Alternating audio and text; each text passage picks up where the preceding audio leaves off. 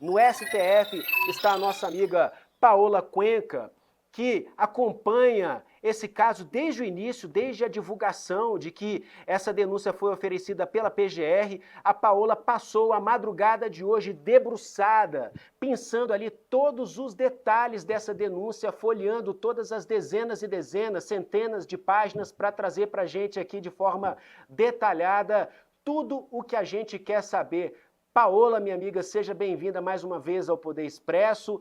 Boa tarde, e eu já começo te perguntando qual é o posicionamento da PGR em relação à participação ou não de Jair Bolsonaro numa tentativa de golpe de Estado. Boa tarde para você também, Jesus, para todo mundo que está nos acompanhando. Olha, a Procuradoria-Geral da República foi muito clara no apontamento de que o ex-presidente Jair Bolsonaro não só participou dessa trama golpista que tentava evitar que Lula assumisse o cargo de presidente da República em janeiro de 2023, mas também que Jair Bolsonaro era um dos líderes dessa organização criminosa que desde 2021 fazia movimentações dentro de uma trama golpista já para tentar se manter no poder, independentemente de qual fosse o resultado nas urnas 2022. Inclusive, Bolsonaro aparece como acusação da Procuradoria-Geral da República ao lado do ex-ministro da Defesa dele, que também concorreu nas eleições de 2022, ao lado de Bolsonaro. A gente está falando de Walter Braga Neto, que foi candidato a vice-presidente da República na chapa de Bolsonaro nas eleições de 2022.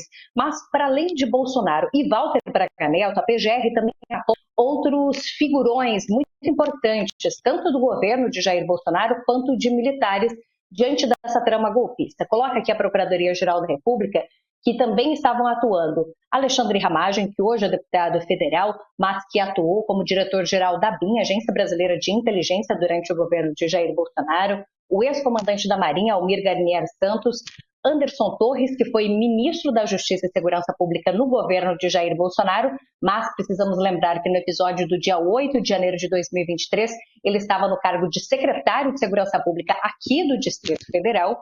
Além disso, Augusto Heleno, que era chefe do Gabinete de Segurança Institucional da Presidência da República, Paulo Sérgio Nogueira, ex-ministro da Defesa, e, como eu já mencionei, Walter Braga Neto. De acordo com a PGR, eles formaram um núcleo crucial dessa organização criminosa.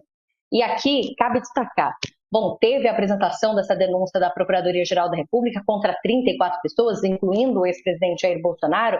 Por quais crimes que eles foram acusados? 5 crimes. Associação criminosa, tentativa de abolição violenta do Estado Democrático de Direito, golpe de Estado. Cabe destaque de que o crime de golpe de Estado prevê na sua descrição, se fala sobre tentar, inclusive, dar o golpe. Não é necessário que se tenha um golpe de fato dado para ser, então, acusado desse crime de golpe de Estado. Além disso, dano qualificado e deterioração do patrimônio tombado, dividindo, então, nesses últimos 2 casos, a responsabilidade pela destruição aos prédios sede dos 3 poderes durante o 8 de janeiro. A Procuradoria-Geral da República toma ali diversos passos que a gente já viu na própria investigação da Polícia Federal, esse inquérito de apuração de um suposto planejamento de golpe de Estado, ao fazer a acusação dessas 34 pessoas, que a gente está falando de militares, estamos falando de ex-membros do governo, de outras pessoas ali aliadas também de Jair Bolsonaro. Ao fazer essa recapitulação para a PGR, toda a trama em 2021, com discursos tentando fazer a população desacreditar as urnas eletrônicas, no movimento de que, se Jair Bolsonaro não conseguisse ser reeleito, então já haveria uma descredibilização das urnas e do processo eleitoral entre a população. Há uma forma ali de se justificar medidas extremas que poderiam tentar fazer com que ele continuasse no poder. Além disso, se faz toda essa movimentação até para outros atos que são apontados pela Procuradoria-Geral da República. Os destaques ficam para, por exemplo, as lives que eram feitas por Jair Bolsonaro, que também tinham a companhia de outros membros do governo, como o ex-ministro da Justiça, Anderson Torres. Além disso, também é falado sobre o 7 de setembro de 2021. Acredito que o pessoal que está nos assistindo lembra da grande reunião que foi convocada aqui em Brasília, na Avenida Paulista, em São Paulo, e que a PGR coloca como esse momento em que Bolsonaro foi bem explícito sobre, então, não querer cumprir decisões judiciais, também já tentando descredibilizar o Poder Judiciário junto com esse movimento de descredibilização das urnas, é apontado que esse movimento também vinha acompanhado de uma disseminação de rede de desinformação amparada pela ABIN paralela, ou seja, funcionários da Agência Brasileira de Inteligência que usavam toda a estrutura do Estado para ter acesso a informações sobre desafetos de Bolsonaro e produzir conteúdos que eram disseminados nas redes sociais para provocar toda essa insegurança. E diante dessa situação também é colocada aquela reunião de julho de 2022 em que Bolsonaro teve com os ministros, uma reunião que foi gravada, encontrada no computador de Mauro Cid, que é o colaborador a respeito de toda essa investigação, e que Bolsonaro falava que já era preciso agir, inclusive, a respeito da possibilidade do que as pesquisas mostravam de que Lula poderia sair vencedor nas eleições presidenciais de 2022.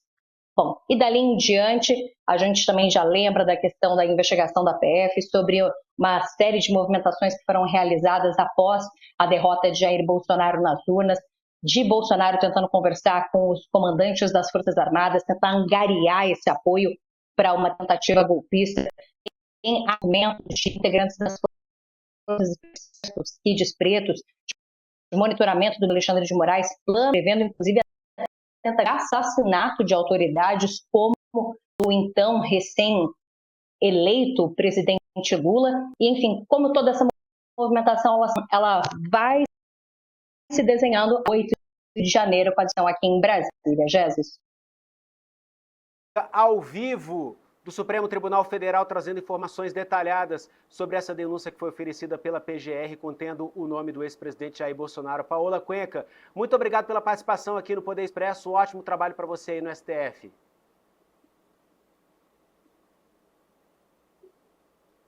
Obrigada, Jesus. Já adiantando, quero colocar aqui que essa denúncia que foi apresentada pelo Procurador-Geral da República, depois de apresentada essa denúncia, agora cabe ao ministro Alexandre de Moraes, que é o relator, justamente toda essa análise que foi apresentada, para então poder ir a esse processo para ser analisado pelos ministros da primeira turma, que é o que está com a ordem regimental aqui do Supremo, para que esses ministros, junto de Moraes, aqui estamos falando de Carmen Lúcia, Luiz Fux, Tiano Zanin e Flávio Dino, que esses 4 ministros, junto com Moraes, somando então 5 ministros na primeira turma, façam análise se eles vão aceitar essas denúncias, o que significa começar um processo judicial de fato se as pessoas estarem réus, como você já mencionou.